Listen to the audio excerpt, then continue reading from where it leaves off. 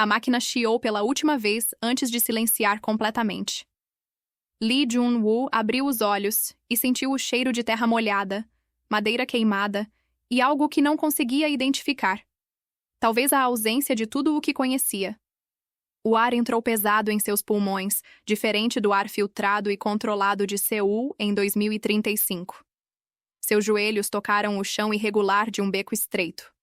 Ao longe, vozes gritavam em um coreano antigo que ele estudara por anos, mas que agora soava estranho, quase agressivo. Era 1890, e ele estava completamente sozinho. Jun-woo levantou-se devagar, escondendo o pequeno dispositivo de retorno no bolso interno do hanbok que vestira antes de partir. 10 anos de pesquisa clandestina, recursos desviados, mentiras para colegas e família. Tudo para este momento. Não era um experimento científico. Era desespero. Nos registros históricos que encontrara por acaso, havia uma fotografia desbotada de uma mulher chamada Han Soo-yeon, morta aos 23 anos em um incêndio na aldeia de Jeonju. Algo naqueles olhos capturados pela câmera primitiva o assombrara por 5 anos. Ele não acreditava em destino, mas também não conseguia explicar a compulsão que o levara a construir uma máquina do tempo apenas para encontrá-la. Os primeiros dias foram um pesadelo. Jun-woo não tinha documentos, não tinha história. Os guardas do vilarejo o pararam 3 vezes, desconfiados de seu sotaque moderno e de suas respostas evasivas. Ele dormiu em estábulos, comeu restos que comerciantes jogavam fora e percebeu rapidamente que o conhecimento teórico não o preparara para a realidade brutal da Coreia do final do século XIX. A ocupação japonesa ainda não havia começado oficialmente, mas a tensão política já envenenava cada conversa. Estrangeiros eram temidos. Forasteiros eram rejeitados. Foi em um mercado caótico, entre barracas de tecidos e cestos de vegetais, que ele a viu pela primeira vez. Soo-yeon carregava um balde de água, a postura ereta apesar do peso, o rosto parcialmente coberto por um lenço de algodão cru. Ela não era bonita no sentido convencional. O rosto era angular, a pele marcada por pequenas cicatrizes de varíola, os lábios finos e sempre franzidos em concentração. Mas quando ela parou para ajudar uma criança que havia caído, abaixando-se sem hesitação e limpando o joelho machucado com a barra do próprio vestido, Jun-woo sentiu algo se romper dentro do peito. Ele a seguiu. Não com intenções questionáveis, mas com a certeza irracional de que precisava estar perto dela. Soo-yeon vivia nos arredores da aldeia, em uma casa pequena que dividia com a avó doente. Trabalhava como costureira e lavadeira, acordando antes do amanhecer e dormindo tarde, as mãos sempre ocupadas. Jun-woo começou a frequentar os mesmos lugares, a observar de longe, até que um dia ela o confrontou. "Você está me seguindo há 1 semana." Ela disse, a voz firme, mas não hostil. "Se quer algo, peça diretamente. Se está planejando me fazer mal, saiba que tenho uma faca e sei usá-la." Jun-woo sentiu o rosto queimar. É preciso de trabalho. Ouvi dizer que você conhece as famílias da região. Pensei que poderia me ajudar." Soo-yeon o estudou com olhos que pareciam atravessá-lo. "Você não é daqui. Fala estranho. Se veste como Young-ban, mas age como mendigo. Quem é você?" "Alguém que cometeu erros e precisa recomeçar." Ele respondeu, e não estava mentindo completamente. Ela o observou por mais um longo momento antes de assentir. "Pode carregar lenha para minha avó. Pago com comida." Assim começou uma rotina precária. Jun-woo trabalhava para Soo-yeon durante o dia. Carregava água, consertava o telhado, ajudava com tarefas pesadas. À noite, voltava para o canto de um templo abandonado onde montaram um acampamento improvisado. Ele sabia que tinha que ser cuidadoso. Qualquer menção ao futuro, qualquer deslize tecnológico, poderia não apenas arruinar sua missão, mas colocar ambos em perigo. A superstição era forte. Forasteiros já haviam sido executados por menos. Mas quanto mais tempo passava com Soo-yeon, mais difícil se tornava manter a distância. Ela era resiliente de um jeito que Jun-woo nunca vira em sua época. Não a resiliência performática das redes sociais, mas a força silenciosa de alguém que sobrevivia porque não tinha outra opção. Ela cuidava da avó com devoção inabalável, mesmo quando a velha senhora não a reconhecia mais. Dividia sua comida escassa com vizinhos ainda mais pobres. Ria raramente, mas quando o fazia, era um som genuíno e transformador. "Por que você nunca se casou?" Jun-woo perguntou uma tarde, enquanto lavavam roupas juntos no riacho. A pergunta saiu antes que ele pudesse filtrá-la. Soo-yeon não ergueu os olhos do tecido que esfregava. Os homens da aldeia querem esposas jovens e férteis. Eu sou velha para os padrões deles, e minha avó é um fardo. Além disso, já fui prometida uma vez. Ele morreu antes do casamento. Agora carrego má sorte. Isso é absurdo. É a realidade. Ela finalmente o olhou, uma sobrancelha arqueada. Na sua terra, de onde você realmente vem, as coisas são diferentes? Jun-woo congelou. Por que acha que não sou daqui? Porque você olha para o céu como se esperasse ver algo que não está lá. Por que você se assusta com coisas simples e não se assusta com coisas que deveriam assustá-lo? Por que você trata mulheres como iguais, o que nenhum homem coreano decente faria? Ela pausou. E por que você me olha como se eu já estivesse morta? O coração de Jun-woo disparou. Soo-yeon, não precisa me contar a verdade. Ela interrompeu, voltando à roupa. Todos temos segredos. Apenas não minta dizendo que não tem nenhum. Naquela noite, Jun-woo ficou acordado, o dispositivo de retorno pesando em suas mãos. Ele viera para salvá-la. O incêndio aconteceria em 6 meses, segundo os registros. Mas quanto mais a conhecia, mais entendia que salvá-la não significava apenas impedir sua morte. Significava tirá-la do único mundo que ela conhecia. Os meses seguintes trouxeram uma proximidade perigosa. Soo-yeon começou a confiar nele, a compartilhar pensamentos que claramente nunca dissera a ninguém. Ela falava sobre a frustração de ser invisível, de trabalhar até os ossos, e ainda assim ser tratada como menos que nada por ser mulher e pobre. Falava sobre sonhos que tivera quando criança, de aprender a ler, de viajar além das montanhas, de escolher seu próprio caminho. Você acha que existe um lugar onde mulheres podem viver sozinhas sem serem condenadas? Ela perguntou uma noite, enquanto costuravam juntos à luz de velas. A avó dormia no cômodo ao lado, a respiração irregular. Existe, Jun-woo respondeu sem pensar. Em alguns lugares, mulheres governam. Trabalham como médicas, engenheiras, lideram países. Escolhem se querem casar ou não. Escolhem suas próprias vidas. Soo-yeon riu, mas era um riso triste. Você conta histórias bonitas, Jun-woo, mas são apenas histórias. E se não fossem? Ela parou de costurar e o encarou. Então eu diria que você é cruel por me mostrar algo que nunca poderei ter. A tensão entre eles cresceu. Jun-woo sabia que estava se apaixonando, não pela ideia romântica que construíra ao longo de 5 anos, mas pela pessoa real, complicada e imperfeita que Soo-yeon era. E ela, lentamente, também se abria. Pequenos toques que duravam mais do que o necessário. Olhares que diziam mais do que palavras. Conversas que se estendiam noite adentro. Mas a realidade era implacável. A avó de Soo-yeon morreu em uma madrugada fria e o luto trouxe novos problemas. Sem a avó, Soo-yeon estava completamente sozinha e vulnerável. Homens da aldeia começaram a fazer propostas indecentes. O senhorio ameaçou expulsá-la. E então vieram os rumores. O Japão estava aumentando sua presença militar na região. Conflitos armados se aproximavam. Precisamos sair daqui. Jun-woo disse uma noite, o desespero tornando-o imprudente. Você não está segura? E ir para onde? Soo-yeon retrucou, a exaustão evidente. Não tenho dinheiro, não tenho família, não tenho nada. Você tem a mim. O silêncio que se seguiu foi denso. Soo-yeon o olhou como se tentasse decifrar um enigma impossível. Quem é você, Jun-woo? De verdade? Ele respirou fundo. Era o momento. Ou ele confiava nela completamente, ou perdia sua única chance. Eu venho de um tempo diferente, de um lugar onde as histórias que contei são reais. Vim para cá para te encontrar, para te salvar de algo terrível que vai acontecer. Soo-yeon recuou, os olhos arregalados. Você está louco. Eu sei como isso parece. Jun-woo tirou o dispositivo do bolso, as luzes fracas piscando. Mas é verdade. Daqui a 4 meses haverá um incêndio. Você vai morrer. Eu li sobre isso, vi registros. E não consegui viver sabendo que poderia ter feito algo. Ela olhou para o objeto em suas mãos, depois de volta para seu rosto. Você é um espírito? Um demônio? Sou apenas um homem. Um homem que cometeu um erro enorme ao achar que podia brincar com o tempo. Soo-yeon se afastou, a confusão dando lugar ao medo. Você precisa ir embora. Agora. Soo-yeon, por favor. Vá! Sua voz rachou.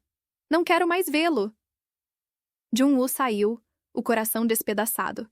Ele passara anos idealizando aquele momento, mas nunca considerara que ela não acreditaria nele. Ou pior, que acreditaria e o rejeitaria mesmo assim. Ele voltou ao seu esconderijo desesperado. Talvez devesse apenas forçá-la a vir com ele, usar o dispositivo e levá-la à força. Mas a ideia o enojava. Não era assim que queria salvá-la. Não era assim que queria amá-la. 3 dias depois, Soo-yeon apareceu. Ela estava pálida, os olhos inchados de tanto chorar. Mostre-me, ela disse simplesmente. Jun-woo a levou até uma área isolada na floresta. Ele ativou o dispositivo, ajustando-o para um salto temporal mínimo, apenas 5 minutos à frente. O ar ao redor deles começou a vibrar, uma luz azulada envolvendo-os brevemente antes de tudo se estabilizar. Quando olharam ao redor, viram a si mesmos ainda parados no mesmo lugar, 5 minutos no passado. Soo-yeon caiu de joelhos, a respiração acelerada. Jun-woo a amparou, esperando. Quando ela finalmente olhou para ele, havia terror em seus olhos, mas também algo mais. Você disse que eu vou morrer. Sim, em um incêndio, mas posso te levar para um tempo onde você estará segura. E se eu for, nunca poderei voltar, certo? Ele assentiu devagar. É provável que não. Soo-yeon fechou os olhos. Minha vida aqui não vale muito, mas é minha vida. Minha aldeia, minha língua, meu mundo. Se eu for com você, me tornarei uma estranha em um lugar que não entendo. Estarei tão perdida quanto você está aqui. Mas você estará viva. Viva e sozinha. Ela abriu os olhos e Jun-woo viu lágrimas escorrerem. A menos que você fique. Jun-woo sentiu o mundo inclinar. Soo-yeon, eu não posso. Por quê? Você construiu uma máquina para voltar no tempo. Mas não pode ficar aqui comigo? Ou eu não sou suficiente? Não é isso, você não entende o que está pedindo. Eu teria que abandonar tudo. Minha família, minha vida, toda a tecnologia e conforto que conheço. E você não acha que eu teria que fazer o mesmo se fosse com você? Ela retrucou, a voz firme apesar das lágrimas. Pelo menos você conhece esse tempo. Eu não conheço nada do seu mundo. A lógica era irrefutável, e Jun-woo se sentiu exposto. Todo aquele tempo, ele assumira que ela ficaria grata por ser salva, que seguiria sem questionar. Mas Soo-yeon não era uma princesa de conto de fadas esperando para ser resgatada. Era uma mulher com agência, opiniões e uma recusa em ser apenas passiva em sua própria história. Preciso de tempo para pensar, ele disse finalmente. Soo-yeon assentiu. Então pense rápido. Você disse que o incêndio é daqui a 4 meses. Não temos muito tempo. As semanas seguintes foram agonizantes. Jun-woo pesava constantemente as opções. Voltar para 2035 significava reencontrar uma vida que já não fazia sentido para ele.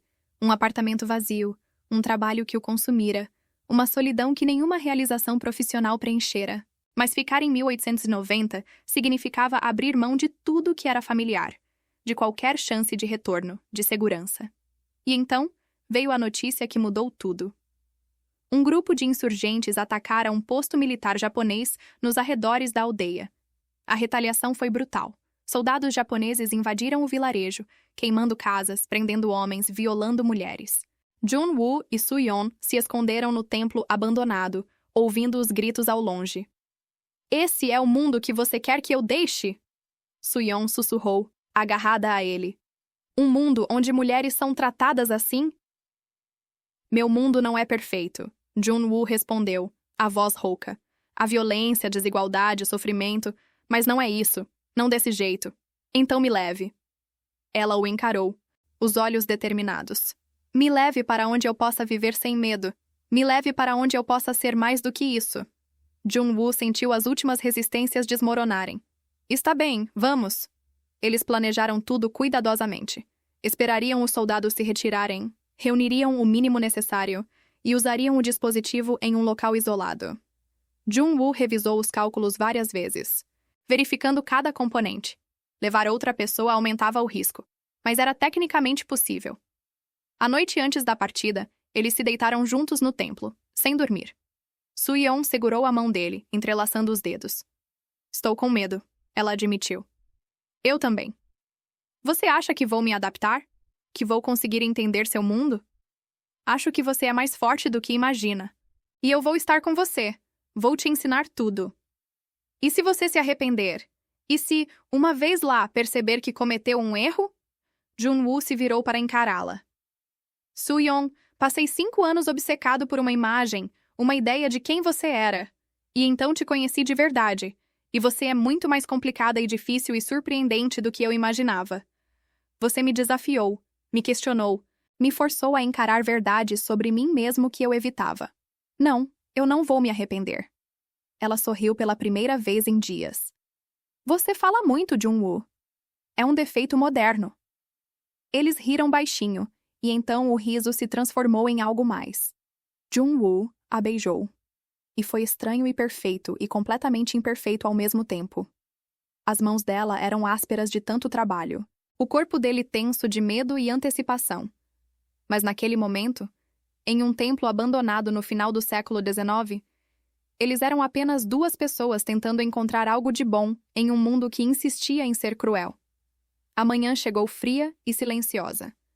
Eles reuniram as poucas coisas de Soo-yeon.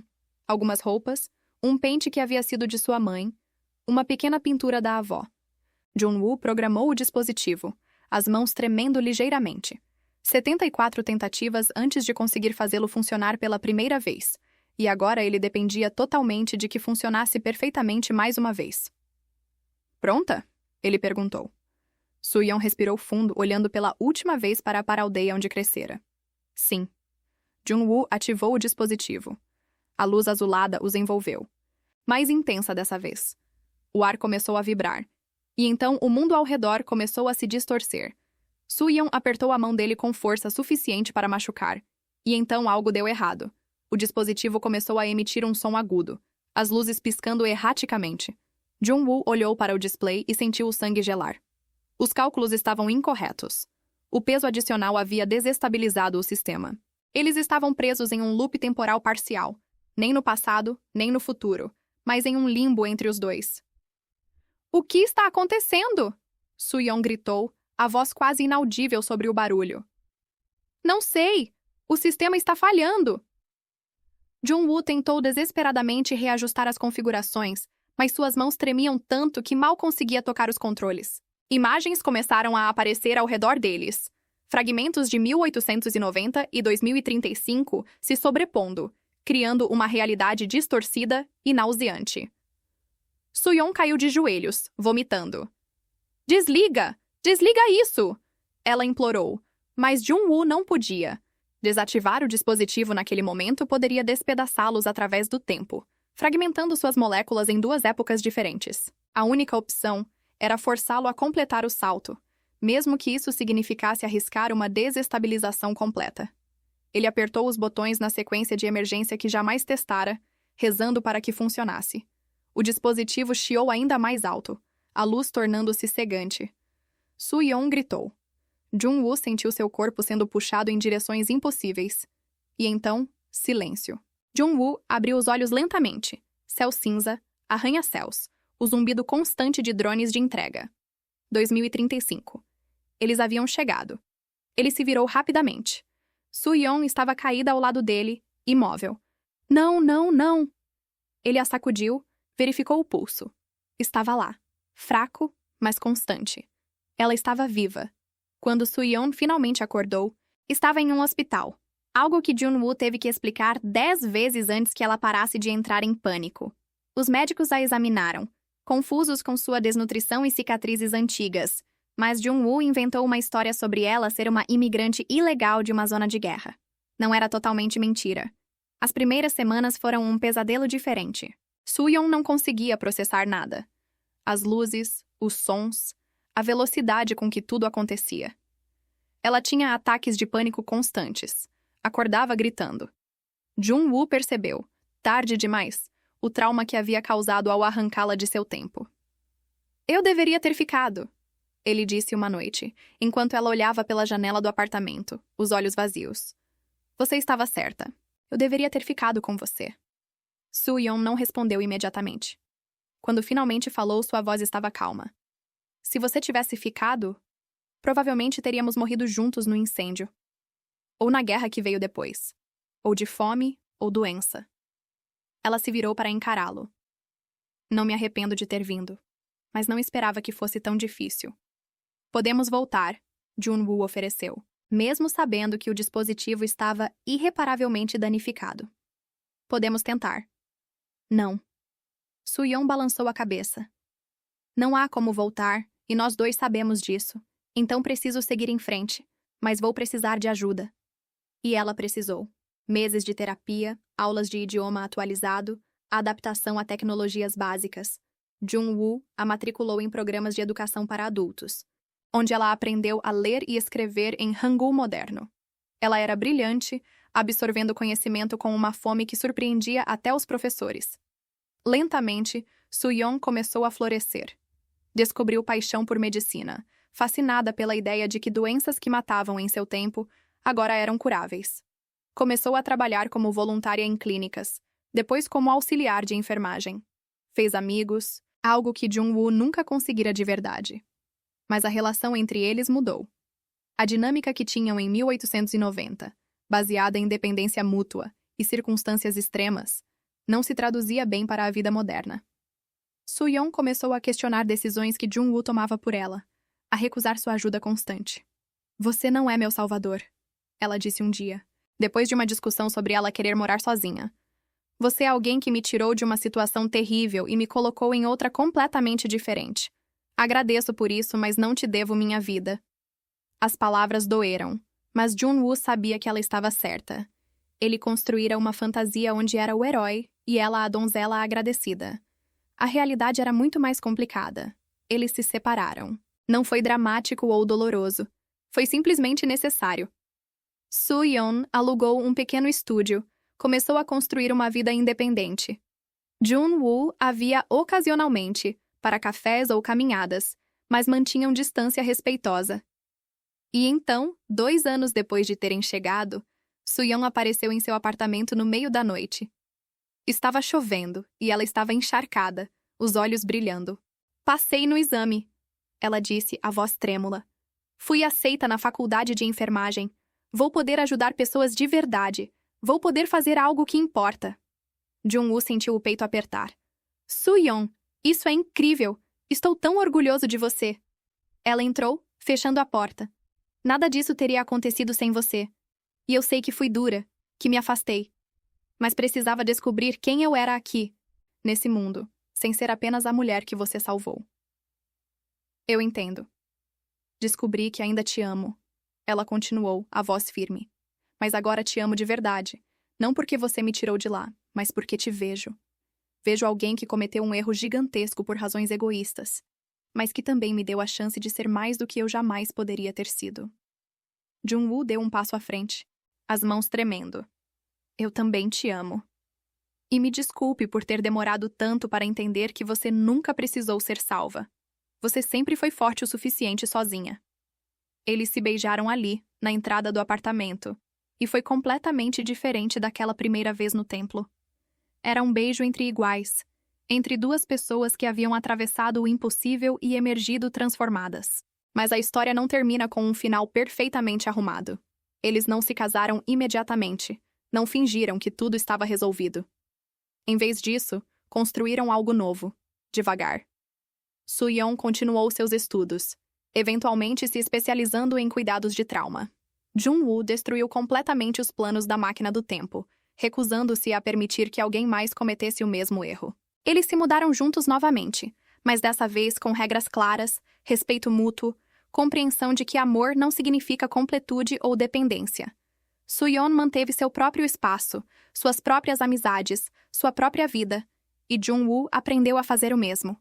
5 anos depois, em uma manhã tranquila, Soo-yeon acordou e olhou pela janela. A cidade zumbia lá fora, familiar agora de um jeito que ela jamais pensara ser possível. Ela se virou e observou Jun-woo ainda dormindo ao lado dela, o rosto relaxado. Não era o final de conto de fadas que as pessoas imaginavam. Não havia certezas absolutas. Não havia promessas de que durariam para sempre. Mas havia algo melhor que isso. Havia escolha. Ela escolhia estar ali, todos os dias. Não porque era obrigada ou porque não tinha outras opções, mas porque genuinamente queria. E quando Jung-woo acordou e a viu sorrindo, ele soube que de todas as coisas impossíveis que fizera em sua vida, a mais importante não foi construir uma máquina do tempo. Foi aprender a deixar alguém ser livre e descobrir que, mesmo assim, ela escolheria ficar. Bom dia, Soo-yeon disse, passando a mão pelo cabelo dele. Bom dia, ele respondeu, puxando-a mais perto. Pronta para mais um dia nesse futuro estranho? Ela riu, e o som encheu o quarto. Sempre. Contanto que você esteja aqui para me lembrar de como operar a cafeteira.